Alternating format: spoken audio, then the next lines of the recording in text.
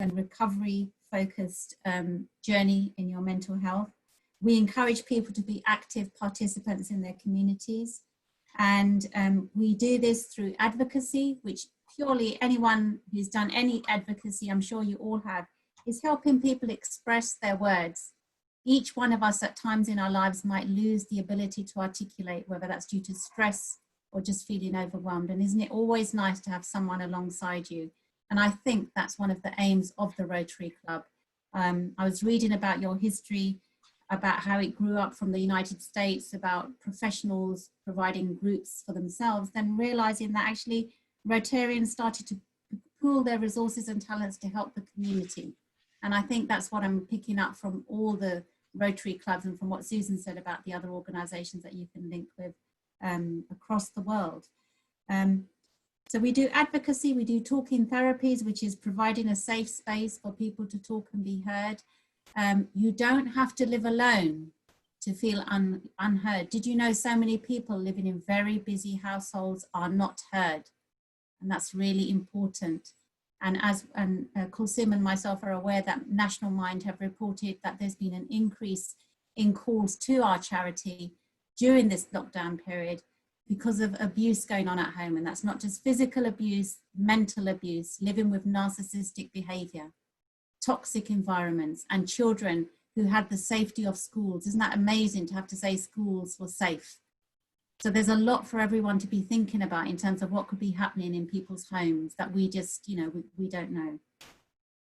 There's also the Recovery and Wellbeing Service, which Colsum, my colleague who's provided this presentation, is the lead on the LEAP program, and she'll talk a little bit about that. We're delivering a pilot LEAP program in Redbridge. We're starting to build our presence in Redbridge, everybody here. So LEAP means lived experience access in pairs, and Colsum will talk briefly about that later.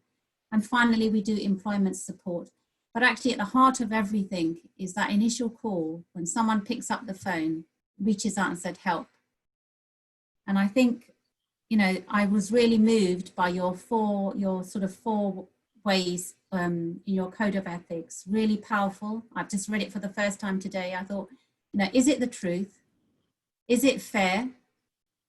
Will it build goodwill and better friendship? And will it be beneficial to all concerned? Isn't that a fantastic set of codes to go forward in life, even if Black Lives Matters, mental health, our family relationships? Is it true? Is it fair? Will it build goodwill? And will it be beneficial? And I think they're fun. I was quite moved by that when I was looking into the work that you guys do. So I'm going to hand over to Colsum. Himanshu has got some handouts on signposting, which he can send to everybody afterwards. And if there's any questions, we encourage you to type them up or just save them for at the end of the presentation, and Colsum and I will try and, if there's enough time, Bozo, we'll try and answer them. Is that okay? So I'm going to hand over to Colsum now. Okay.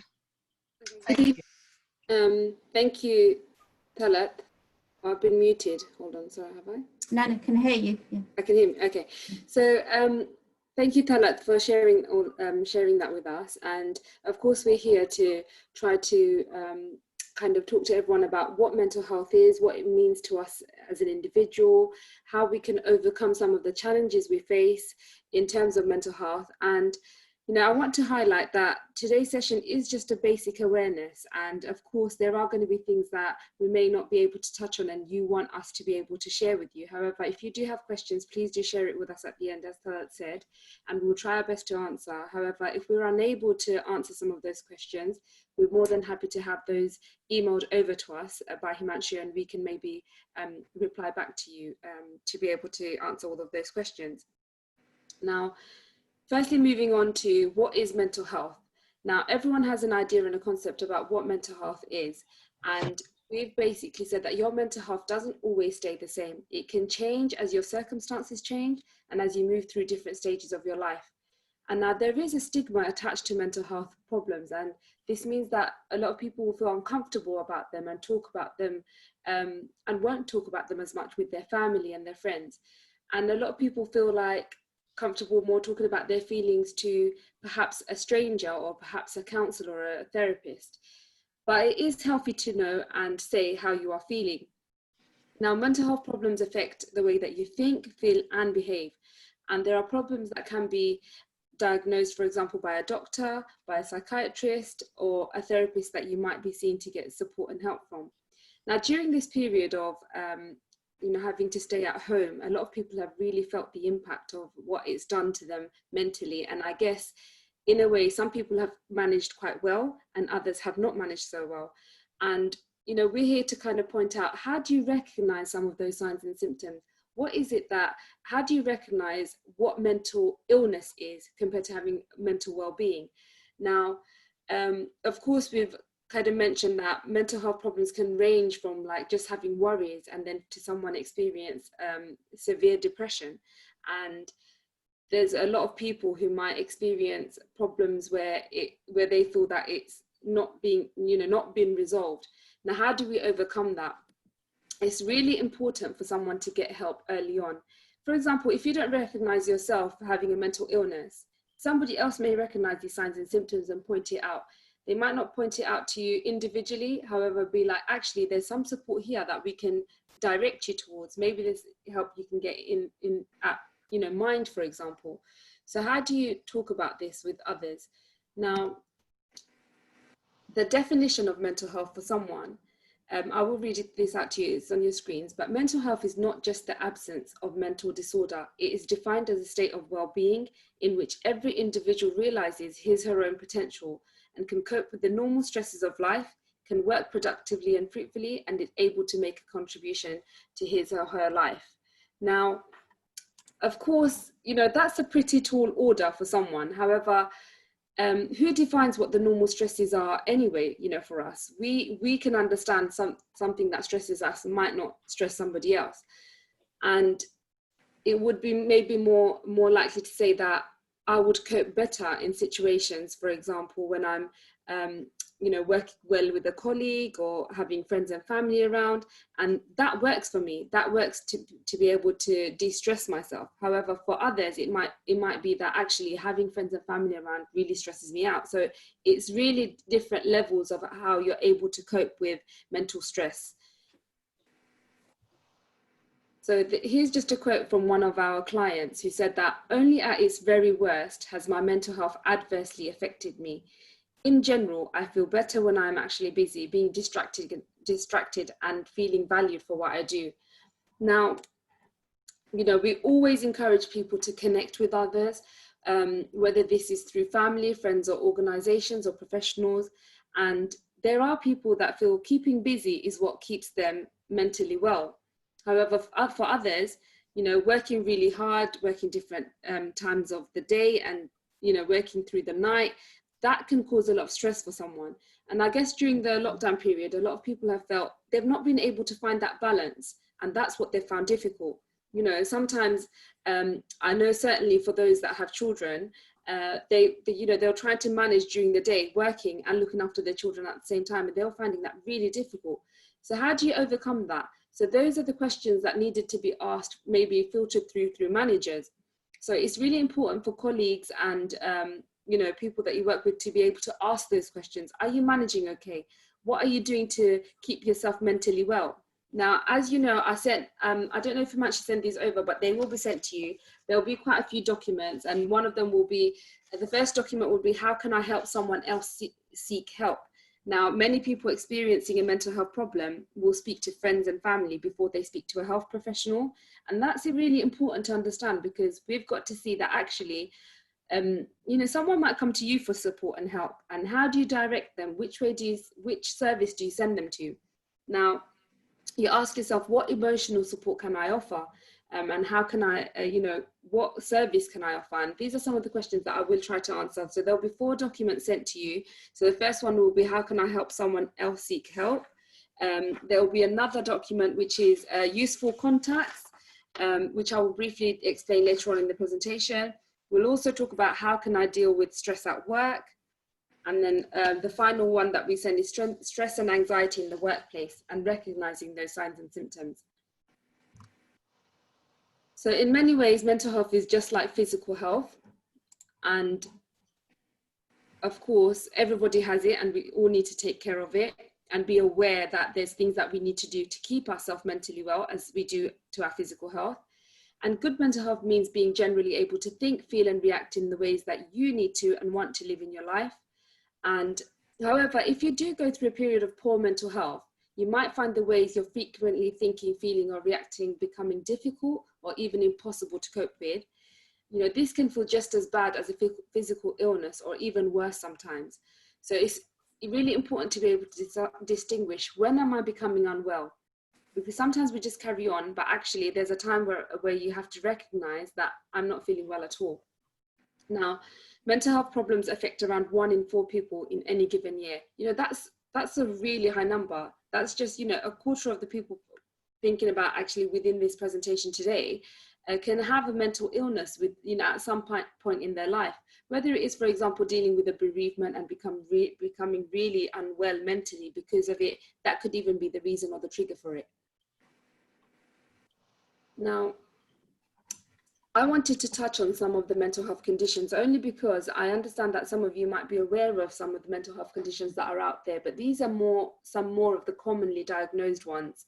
And these are some of the more diagnosed mental health problems. So anxiety and panic attacks has been something quite that has been rising actually during the lockdown, because people have felt a lot of anxiety around the situation of the COVID, and they've felt that actually the experiences they're having during that time is heightening that anxiety. So it is a normal emotion, of course, but when it comes out of context, that's when you know that you need to seek help. We've got bipolar disorder in there, which is quite a common mental illness, and it is a mood disorder. And, you know, that's when somebody can have extreme periods of low and high moods. And this did used to be called manic depression before in the past. Depression, of course, is a diagnosis given to someone who's experienced a very low mood and finds it hard or impossible to have fun or enjoy themselves. Adding to depression, actually, we do need to understand that actually feeling low mood is very different to having depression. So if, for example, you have 2 whole weeks of feeling very, very unwell and not even moments of any highs for 2 weeks straight, that's when actually you can go to a GP to seek some support or some help. And that's recognizing that if you know someone that's been feeling like that for a long period of time and not have any moments of, you know, elevated mood, that's actually a sign that they could be going into depression. So eating disorders is another common one, which is a diagnosis given to someone who has unhealthy thoughts, feelings, and behaviors about food and their body shape. And of course, it becomes a disorder when you're unable to cope with some of these unhealthy thoughts that you're having. Obsessive compulsive disorder, also known as OCD, it is a mental health diagnosis given to someone who experiences obsessive thoughts and compulsive behaviors. And finally, personality disorder, which can affect how a person copes with the day-to-day life and manages relationships, as well as how they feel and behave. Now, these are some of the common ones. If you do want to find out more about other mental health conditions, all of the conditions can be found on our Mind website, and that should be given at the end of the presentation, which, you know, you're more than welcome to go and have a look and read up on.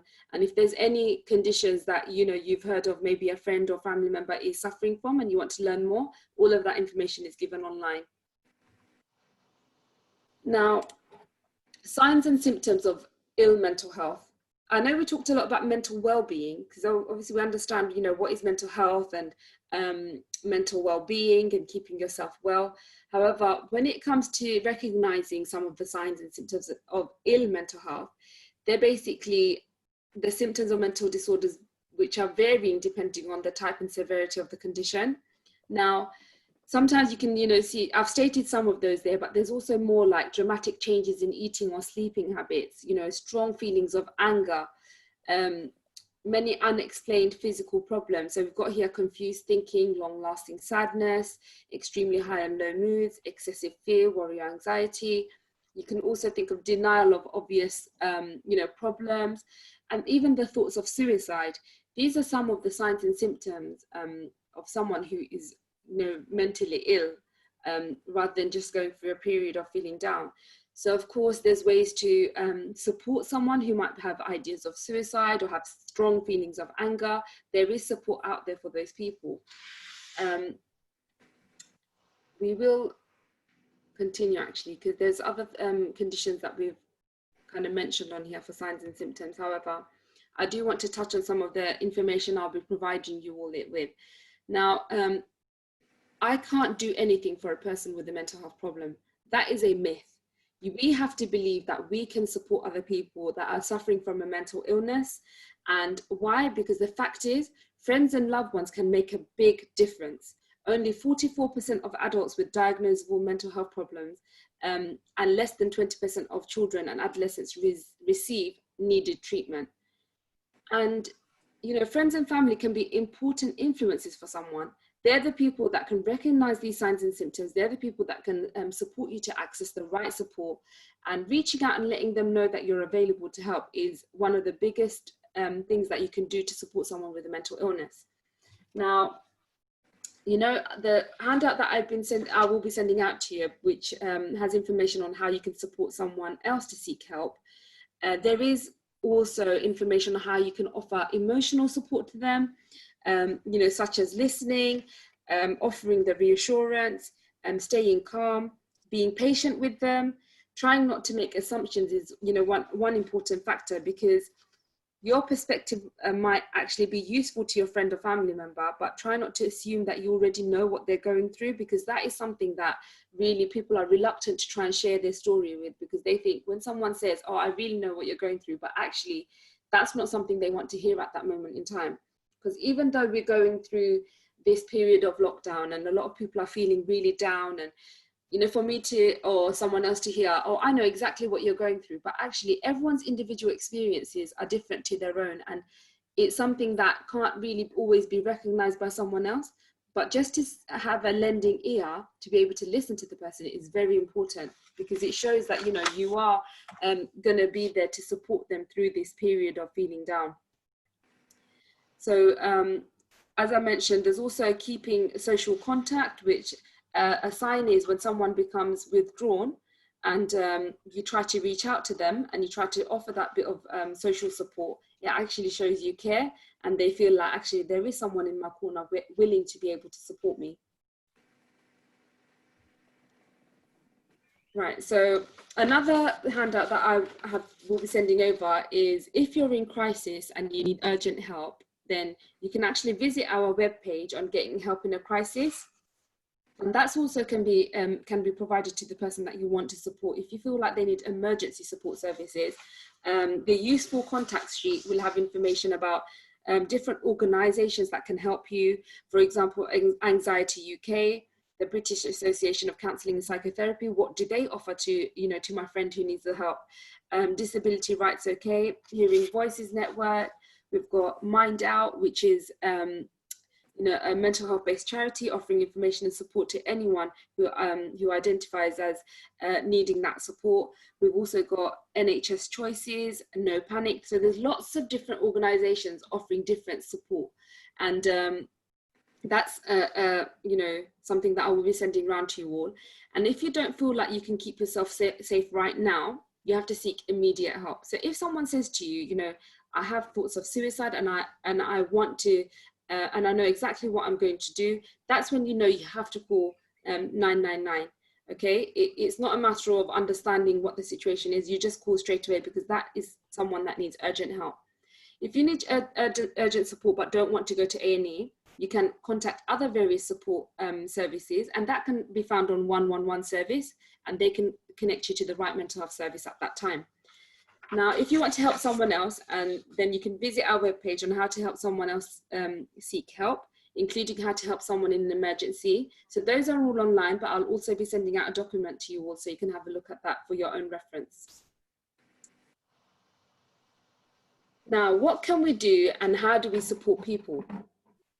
So this is basically, you know, this point is mentioned everywhere at present, yet people with, you know, people know that there is support out there, and how do we support others? So I might know who to go to get that help. However, you know, do you know whether that service is actually beneficial to the person you're going to be providing that support to? You know, how do you, by connecting this new way in the world digitally, how we do alleviate this loneliness that people are feeling. Should I connect somebody virtually to a service, or should they go face-to-face? Because at the moment, it's really hard to get face-to-face support. So maybe getting that service online, you can direct them to, for example, Mind. Our mental health service provide a lot of virtual mindfulness sessions. We provide like peer support. We allow people to access support through our website. We have videos online. So those are the ways that people can get support if they're unable to maybe have face-to-face contact. Now, I've got here, the same applies day to day with those who need our help and in lockdown now. Firstly, listen, do not try to fix, do not compare, and to observe not just what is said, but how it is spoken. So when talking, be honest and authentic with answers. So I've also mentioned in here that, you know, prepare for the conversation, try and see if it is a different period of time in life and not necessarily a bad one. Even if we didn't choose it, highlight how the world is together in this and that we are not alone. So those are some of the things that you can share with your colleagues, your friends, your family, to say, you know, we're all going through this, and I understand that it is harder for others than some, but I'm here for you. And that's what people want to hear. Now, some of the condition that I did explain to you earlier, there are treatments available, but what treatment is suitable for an individual obviously needs to be discussed with a psychiatrist or a psychologist or a therapist who's dealing in that person's care. The two most common forms of treatment offered is through the NHS is talking treatments and psychiatric medication. Now, some of them might be that, you know, that they get this both together, so they might receive a talking treatment as well as medication. So it really depends on an individual basis. There's also other alternatives such as arts and creative therapies and complementary and alternative therapies. However, there's also the spiritual healing, which you know, certain religious organizations may support you to have. So that can also be found via our website to get support on, to be linked into the right kind of support. So hopefully, if you did want to find out more about treatments and read up on it, it is available on our website. Unfortunately, I won't be able to go through all of this with you today, as we don't have as much time. But if there's any questions related to the support, for example, especially spiritual support, maybe we can direct you to the right organizations. Now, what can we do to support ourselves and help others? The first thing that we want to be able to do is to, find a way to support ourselves. Okay, so if we're not well enough, then we won't be able to support someone else, and that's really important to understand. Now, there's I don't know if you're aware of the 5 ways to well-being, such as connect, be active, take notice, learn, and give. These 5 ways to well-being are really important to be able to support yourself and to support others. So talking kindly to yourself, thinking about how you speak to people you love and care about, and then turn that voice onto yourself. Practicing gratitude. We often find that people who practice gratitude and notice the thing that they are thankful for are happier and have a greater sense of well-being. Thirdly, performing acts of kindness to others. So being kind, small gestures, they have a big impact on how you're able to be kind to others. Reflecting daily, making time every day to give yourself some space. Self-care, keeping healthy routines and rituals are an important way of looking after yourself. Being responsible for yourself. Investing your interests, practicing mindfulness. And in terms of practicing mindfulness, there are actually mindfulness sessions that we provide for free through our website. So if you would like to get in touch to have some mindfulness sessions or attend some of those, we're more than happy to direct you to the right support for that. We've also got spending time in around nature is something that you can actually practice yourself. Going for a walk, of course, like by yourself or with someone within your household, you can go for a walk together. And that actually really helps to de-stress some of the anxieties you might have around going out. So maybe going with somebody rather than by yourself might be a better way for someone who has anxiety going out alone. Thinking of the opportunities, it may help to counter negative feelings if you can consider this is a unique time of opportunity too.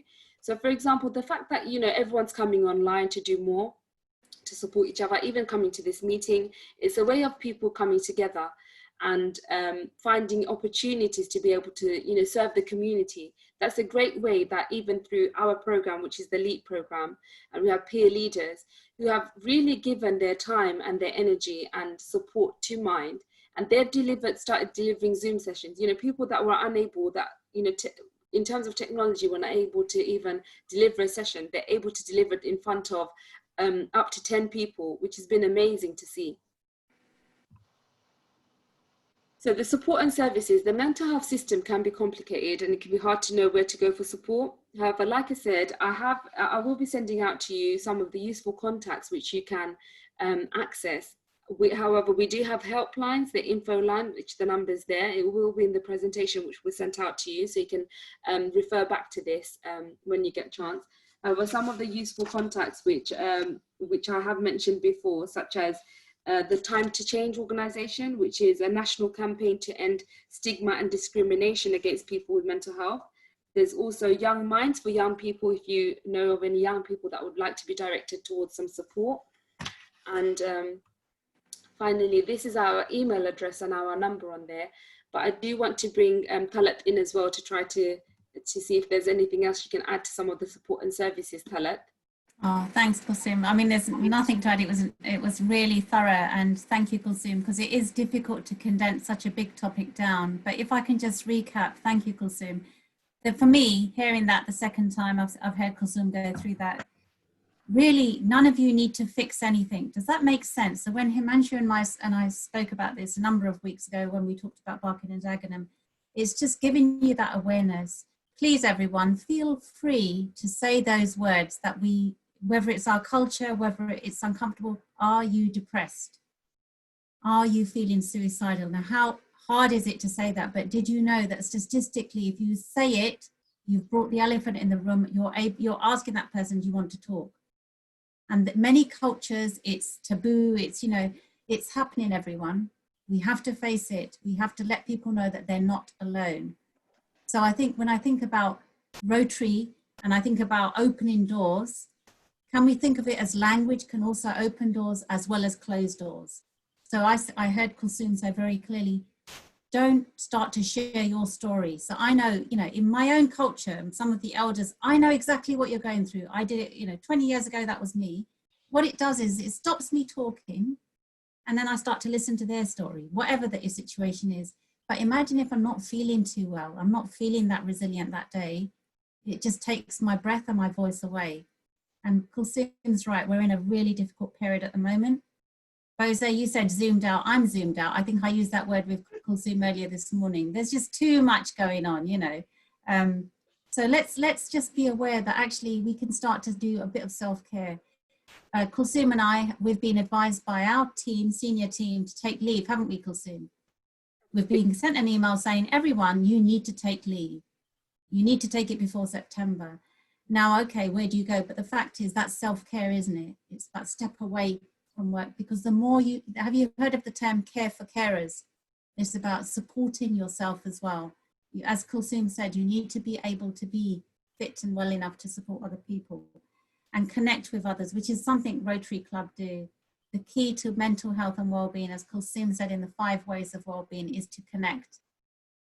Research has shown that if you connect with someone, even if it's in your local Iceland, your co-op, 2 or 3 minute conversation where someone looks you in the eyes and connects with you, your well-being is going to increase. And we know that's been compromised at the moment with people isolating. So we've talked a bit about mental health. We've talked about the signs of the symptoms, myths and facts, and what can we do? I thought those 2 valuable slides on what we could do to support others and ourselves. Himanshu has them, everyone, so don't worry, he'll be sharing that information out with you. Can I say again, you don't have to fix anything, but just listen. And that's the biggest gift you give anyone. Listening is the biggest gift you give, because you're allowing people to share their story, and that's when healing starts. So I'm going to hand back to if you hand back to me, we have a question, everyone. We've received a question. How can you help someone who does not agree she's mentally unwell and needs help? That's a very good question, because we have a lot of people that come to our services asking for support for someone else. However, unfortunately, we can't support those people that don't openly say to us, can you help us? Because that is not something, we cannot even contact the person, because actually that person needs to come to us themselves, whether it's through their GP, whether it's through a self-referral, whether it's through a therapist. They have to come to us for support. The only thing that you can do is to encourage that person to obviously recognize those signs and symptoms. So even if it means, you know, today we had an amazing presentation around mental health, or even picking up a leaflet and saying, you know what, this leaflet is about depression, and I've noticed that, you know, I've seen so many people that are finding it really difficult during this time. Questions like that and raising, you know, concerns in that way can maybe recognize, someone can recognize, actually, I'm feeling unwell too. So although they might not agree that they're not mentally unwell, it's still a way to be able to raise the conversation. That's the most important thing. So thank you, Colsum. No, that's really powerful. And if I can just share, I'm delivering a group in Redbridge in a faith centre, and we delivered it from September last year. And there was a lady who kept saying, this is for my friend. I'm only listening for my friend. What I did was I had a choice. I mean, after a while, it started to get a bit difficult for me, you know, then I knew it was for her. But you know what, if that worked for her, I kept saying, do you want to give this leaflet to your friend? Then she would tell me stuff for her friend. So I think just judge what you think is the right thing to do. I thought, let her get the information. And then after 5 months, she said, it's me. Everything I've been asking you, I trust you now to say it's me. So it could be something about trust as well, which each way, you know, as Colsum said, just, you know, go with what your gut instinct is. You know when something feels right, and vice versa, really. So yeah. Hi, I think Kiran has his hand up. Kiran, did you have a question? Me? No, no question. Okay, no problem. I think Susan wants to ask a question. Susan, did you want to, it says on here to talk about the issue with Tallat. Did you want to do that privately, or?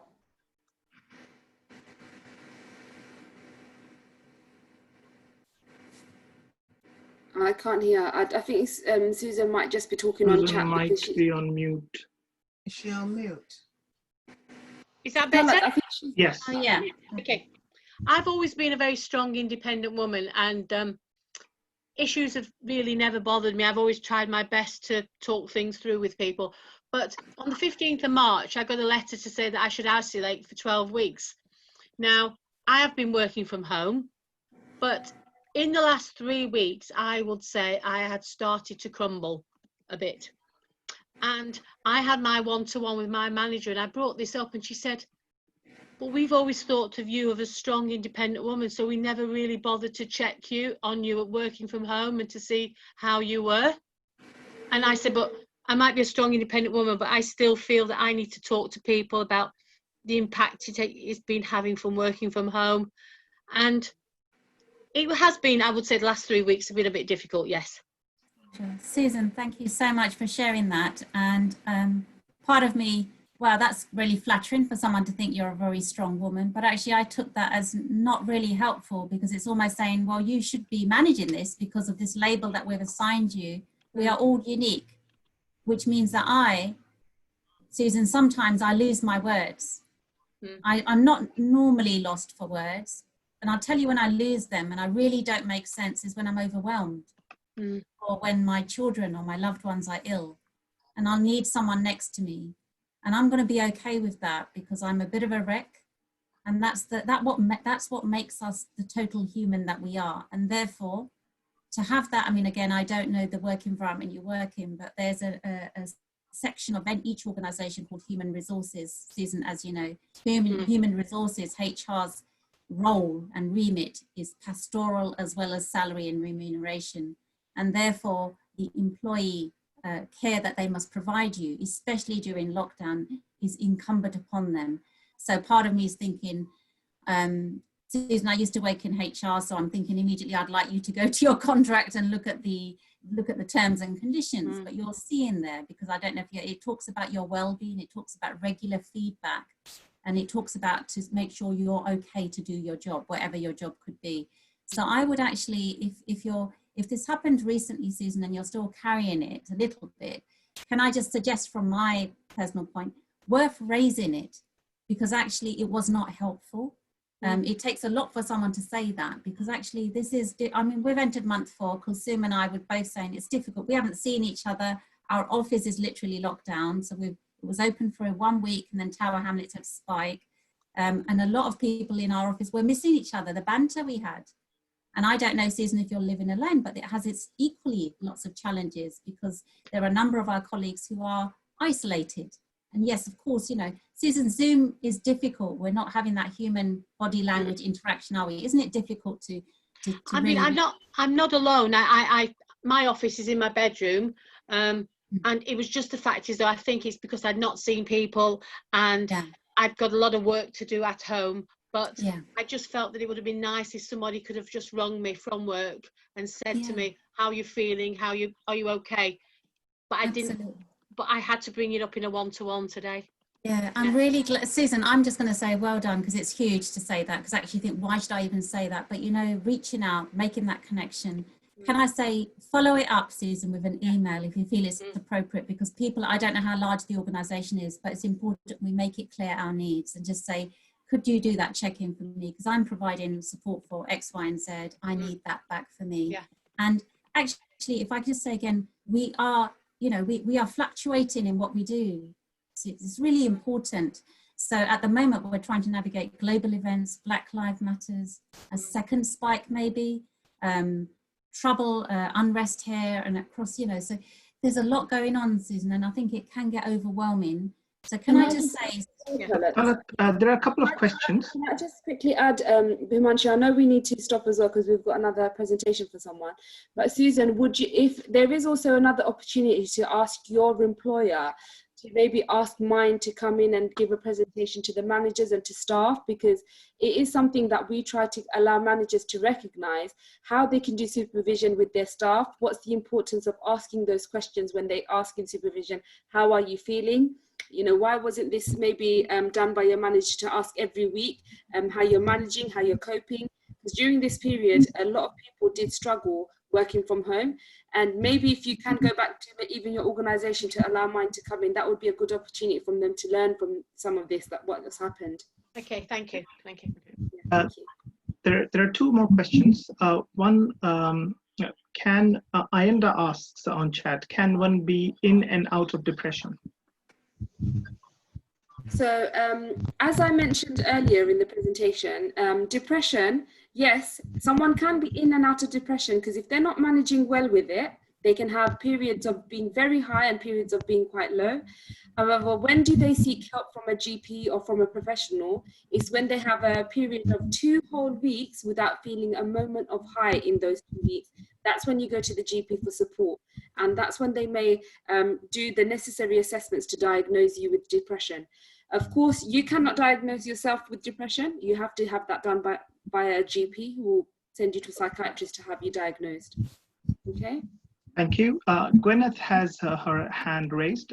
Over to you, Gwyneth. Oh, I've got a few things I'd like to put to you. There's more than one question.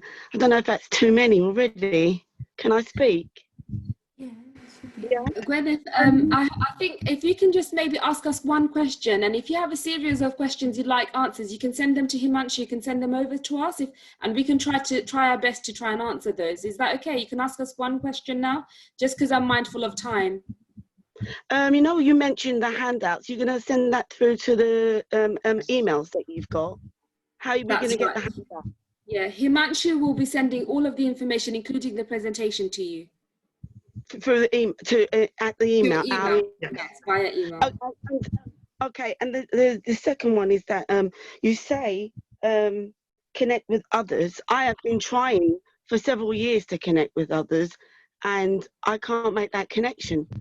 I cannot make that connection. I'm in my situation for the longest time, and no one seems to understand. So, you know, I can hear all you're saying. It all sounds very useful and present, but for me, it don't seem like it's anything that will work, because I've, you know, like I've said, I've been reaching out, but not made a connection, and my situation's still the same, and I want it to change.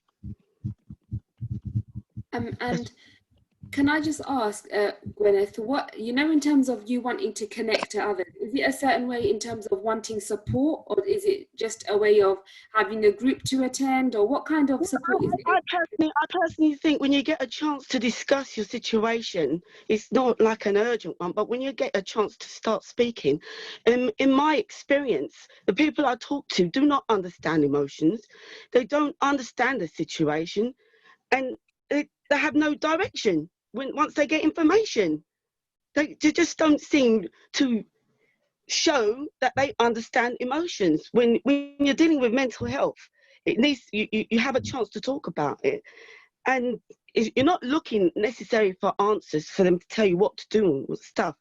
It's you're trying to see if you can find the understanding, and you know, like, you're not odd, you know, always you're not left odd because no one understands you. You want understanding. If you get a chance to speak, do you know, to me it never happens. Yeah, When sounds like lots of judgments being made when you're trying to make those connections, and it sounds like you've tried that, and lots of judgments, like a wall comes down, you think, I'm not getting through. Well, no, they're not judgments. I get praises. I've been into counselling to talk about my issues, and I got ultimate praises, so much praises. I mean, I would actually say if the lady that I was talking to could sell tickets, I think she would, because she always found me interesting to listen to. I'm not. I've listened to you in what you've shared so far, and I'm trying to identify if I have mental health issues, and I really would like to find out if I have, because I can't find it. All I would like is someone to listen and show understanding more than I have. Yeah, and that I hasn't think happened yet. one thing, My situation will not change until that happens. yeah, Gwyneth, can I just ask you to? I understand that from what you're saying, you're trying to basically say that what you've been through in your past and what you're going through in your present is recognizing exactly what those emotions are and being able to explain it in a way that someone else can recognize exactly what you've been going through. And I guess what I can only suggest to you is to maybe write down some of the times that you're feeling low. What are the emotions that you're feeling? If you were able to write this down and present it to a mental health professional, that way you might be able to explain the periods of you feeling the way that you are right now and explaining it to us. But there's loads of support groups we have at Mind even, where people are going through different feelings of emotions, which are, you know, highs and lows, and people actually familiarize with what others are feeling. And it might be worth maybe exploring that, not to say that, you know, this is what I'm going through and I want to be able to explain it to you. However, it's a way of maybe connecting with a person who might be feeling certain things that you're feeling. No, I understand my emotions. I understand my situations. I understand my anxiety. Where I am, I'm not in a financial position to make things different. When you're eligible for things, it's not coming to you as it should be to make your life different. So I'm literally stuck, or I'm sinking in quicksand, because it's not catching me. It's not supporting me. I'm not getting any support, and I've not had it for years now. Gwyneth, would you be able to put that in an email to us so I can really identify exactly what kind of support maybe a mental health service can provide for you? I would absolutely love to do that, just to see if I get something from you. Thank you. That's fine, Gwyneth. We can take it. I've not got it from my doctors. Yeah. I've not got it from the professionals that I've spoke to. Nobody. So it's making me feel odd. I have to admit, I don't like the way I feel. Separated, isolated, lonely. I don't like it. I want it to stop. Yeah. Thank you, Gwen. Thank you, Gwen. Thank you for sharing. Really open. And thank you, Colsum. I think if we can take that forward in an email and see what support Mind in Tower Hamlets. Yes, I think that would be great. Thank you. Well, over to you, Bose. Okay. Thank you, ladies. That was very insightful, and I think we'll be taking this further to do like a next step to this, and especially how we can advise parents, you know, like how parents, because for my own experience, we've lost teenagers, you know, that have actually, you know, like committed suicide, and nobody actually noticed their what they're going through. So I think I'll have to talk to you about that, and we'll have another session. Because of time, we're going to quickly call Magda to talk about the appeal for Anna, which I've actually supported as well, but I'll let her just talk, please. Thank you very much for inviting me and letting me actually giving me the opportunity to introduce you to Hannah. Is it possible for me to share my screen? Yes, you can. Okay, so 1 second.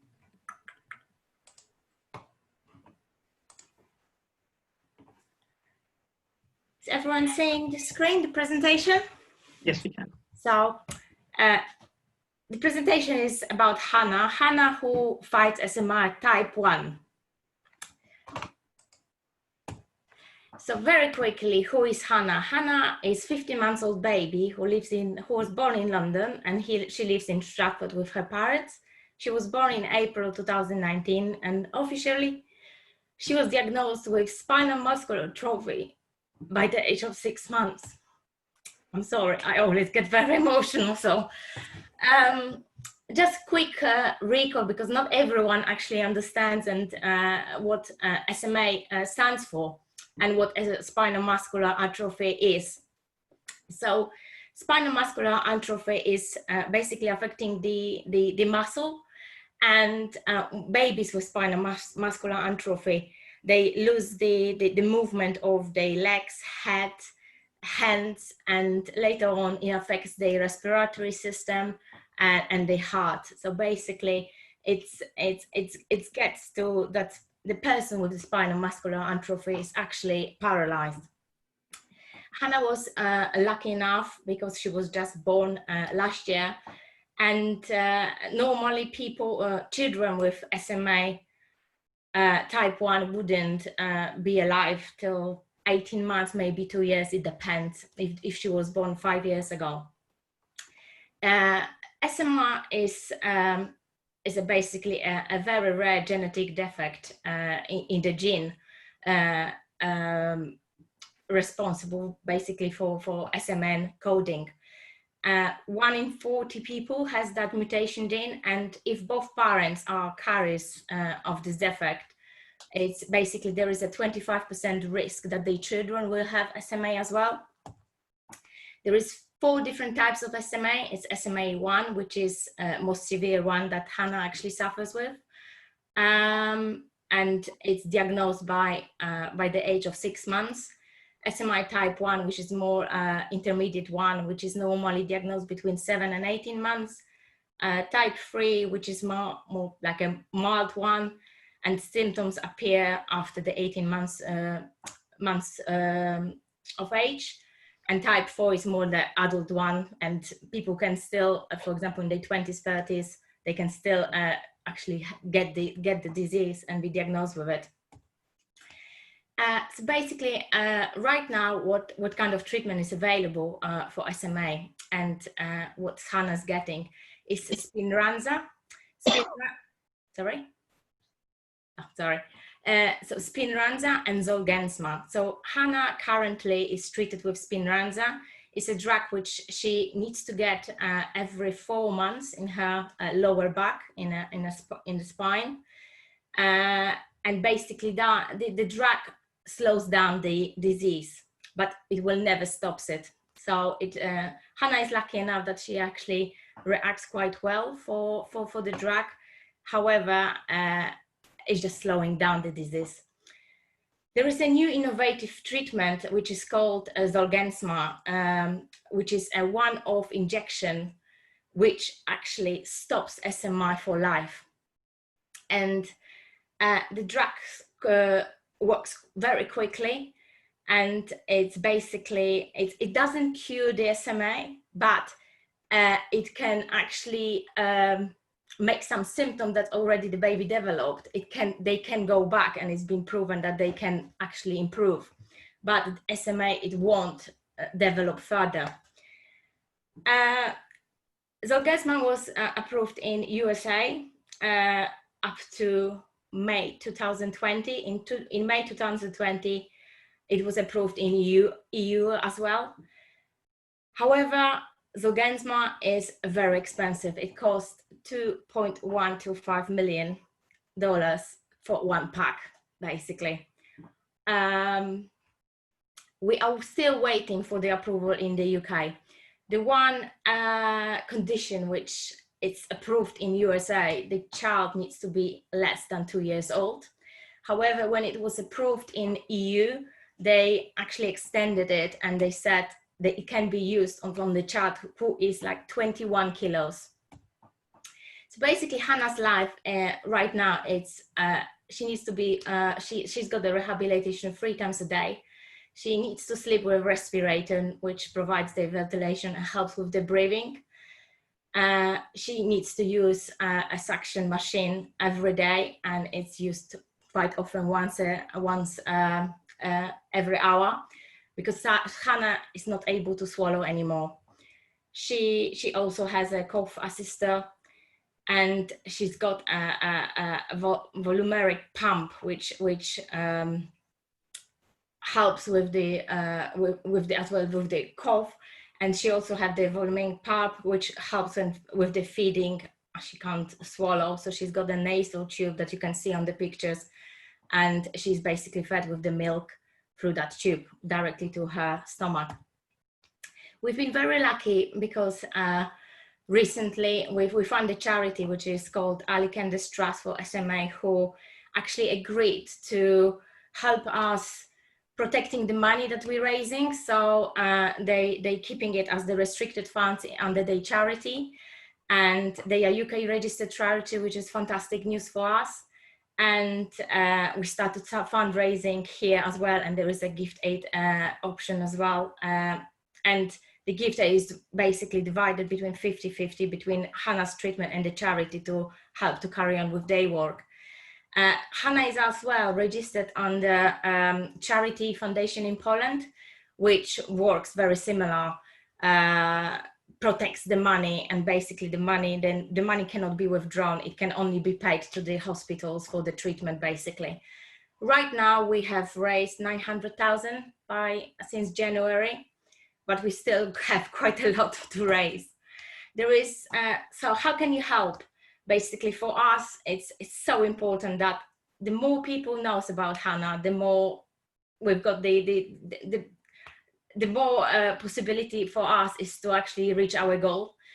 And you can donate items for auction. We've got online auction run on Facebook on daily basis. So we sell any stuff which is good condition, and people basically bid for it. We've got the challenge, which is Pump It Up challenge, which we're trying to as well roll forward in the UK and for the businesses. So basically it's that 10 squats, 10 press ups, and donate £5 and nominate all the businesses. So that's another thing we're trying to basically do more popular in the UK. We collect plastic cups, plastic lids, which we can sell as well. And in general, any fundraising, any advice how we can get to media, we're trying very hard to get to any newspapers around Stratford in London, and it's very difficult since January because everything is about coronavirus, unfortunately, and it's like it's so difficult. Those are the important links.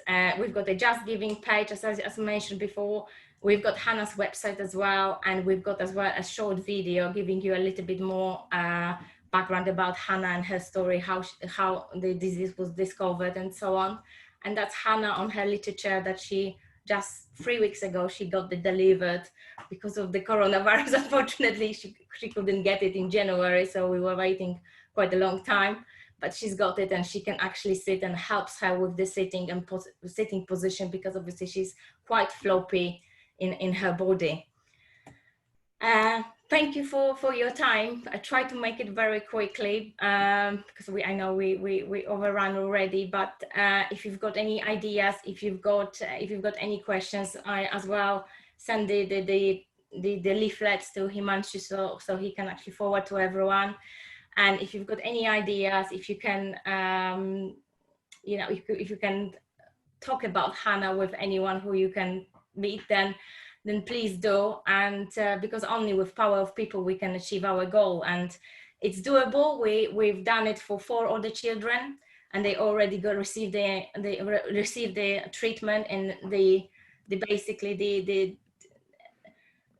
after treatment is it's just amazing. They you know, if you can compare the child month before, there was a little girl who couldn't even hold her head. She can now hold her head and she can sit up. It's just amazing. So this is what we want. This is the future we want for Hannah, not the future on the bed, basically. Thank you very much. And if you've got any questions, please shoot. Okay, thank you very much, Magda. And this is very moving and touching. And I would get back to you through Imanchu as much as we can. We'll talk about it as a club.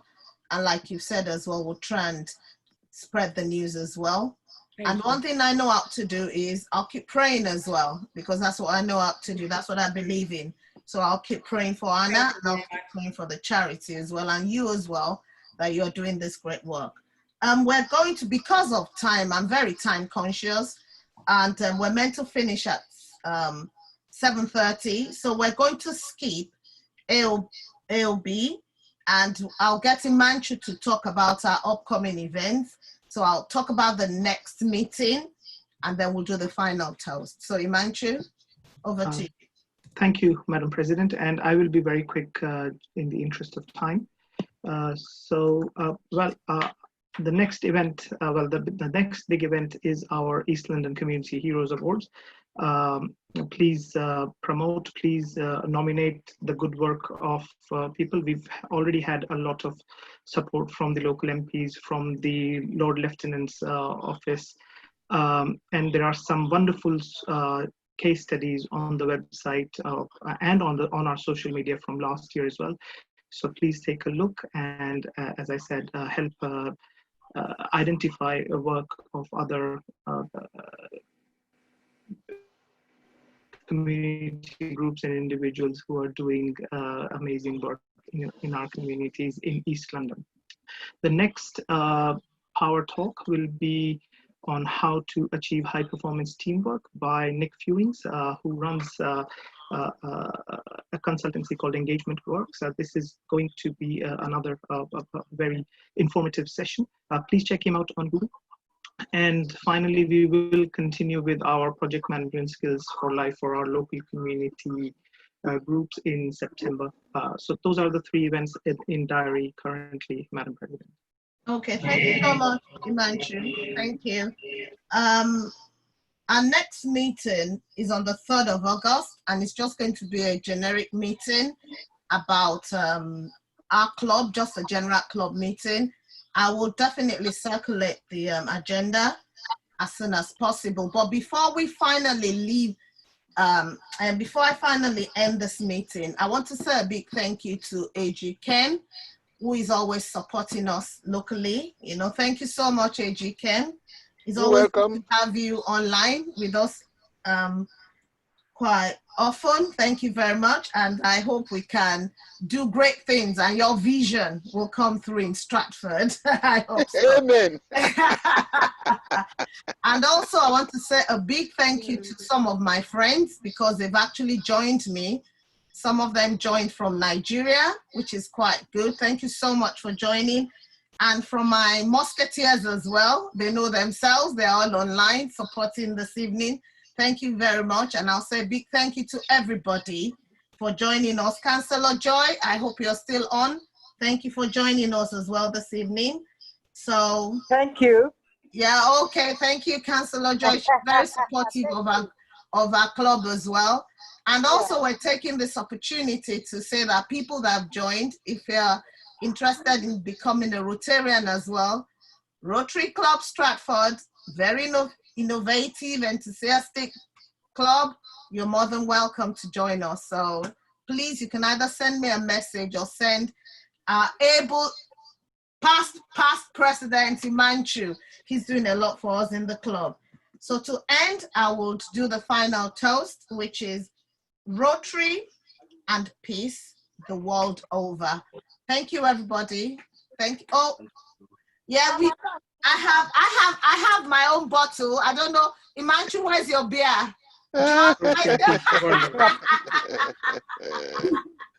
All right. Thank you, everybody, and have a good evening. Yeah. Thank Bye. you. Bye. Thank you, ladies from Mind. Thank you one more time. I will stay in Oh, I'm touch. late to do cheers. Bye, all fellows from Stratford Club. Thank you so much. Have a good evening. Bye. Bye-bye. Yeah.